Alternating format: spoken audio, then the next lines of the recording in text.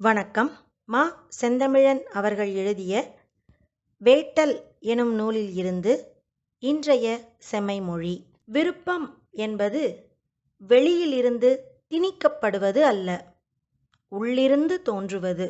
ஒவ்வொரு உயிருக்கும் தனித்தனியான விருப்பங்கள் வழங்கப்பட்டுள்ளன.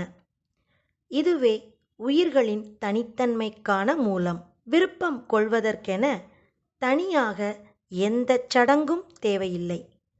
ஏனெனில் விருப்பம் கொள்வது பொருட்களால் செய்யும் செயல் அல்ல, மனதால் மேற்கொள்ளும் செயல்.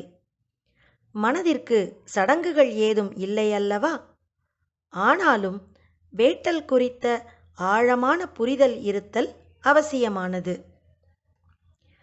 வேட்டல் கொள்வதற்கு அசைவற்ற மனம் தேவை.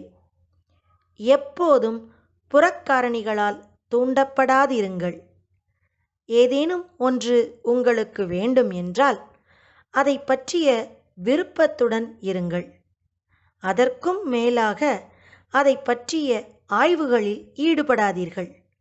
ஏனெனில் ஆய்வுகள் எல்லாம் சாத்தியக்கூறுகளை பற்றியவை.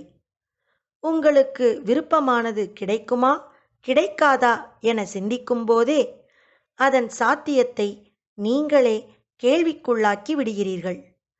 உங்களுக்கு எது வேண்டுமோ அது கிடைக்க வேண்டும் என்பது விருப்பம்.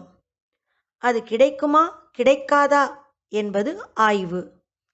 அந்த ஆய்வு முடிவு எதுவாக இருந்தால் உங்களுக்கு என்ன? ஒருவேளை உன் விருப்பம் நிறைவேறாது என முடிவு கிடைத்தால் உங்கள் விருப்பம் மாறிவிடுமா என்ன? அப்படி மாறினால் உங்கள் விருப்பம் அரைகுறையானது என பொருள். ஒவ்வொரு உயிருக்கும் தனித்துவம் மிக்க தேவைகள் உள்ளன. அந்த தேவைகள்தான் அவ்வுயிர்களுக்கான விருப்பங்களாக மாறுகின்றன.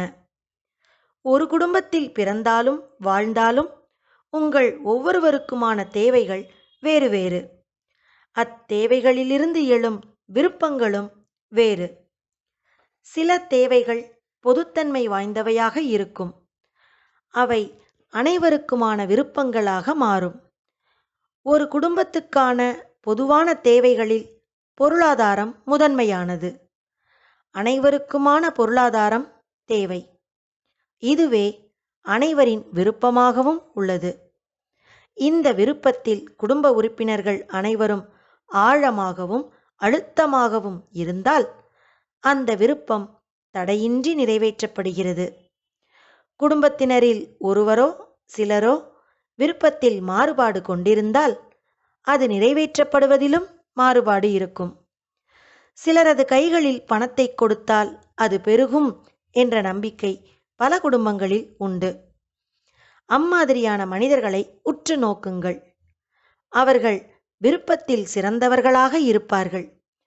பொருளாதாரம் மேம்பட வேண்டும் என்பது அவர்களது அசைக்கவியலாத சிந்தனையாக இருக்கும்.